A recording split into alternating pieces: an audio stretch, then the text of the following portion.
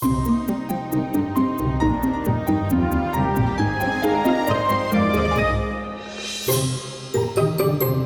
my dad was in the Navy. We found ourselves in Florida, Texas, and the first time I can really remember stuff is in California. So that's the first remembrance I have for being part of a military community as a kid. Yeah, I lost my dad early on. He was just doing some workups off the coast of California. Vietnam was over, survived all of that, and it was just a 10-day workup, and something went wrong with the airplane, and he ended up in the ocean, and that was it. That was the end of it. They didn't find the airplane, they didn't find him.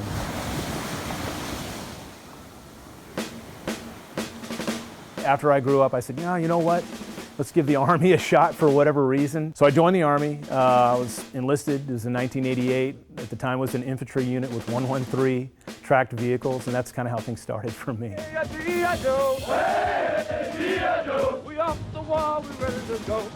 Time that I spent as an enlisted guy led to, hey, let's try the officer track. I did that. That worked out well, and I was like, you know what? I hear this thing called Special Forces, so I went through SFAS and made it through selection, and I found myself with the Special Forces unit and thought, man, this is incredible. I never knew I could be here. I just got to keep plugging away and see how things go. And it was the time of my life. Project managers, take your folks out, get in a group, let's nail this down. You grow up, you have other experiences, it'll always be a part of you. But you really don't know how it's going to be brought to bear until, something else happens in your life. And for me, I didn't know how I would use it until I got involved with kids in DODEA. What would you build? What would you do to reduce the amount of damage or injury? This is important to me, and the reason it is because when these kids come in here, I got from beginning to end on the things that they could be going through outside of my classroom, which is important.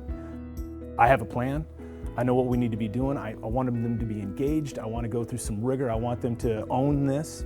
But I also know that they're bringing some stuff in at the same time. So I got to always be aware of what's going on as far as what they bring in.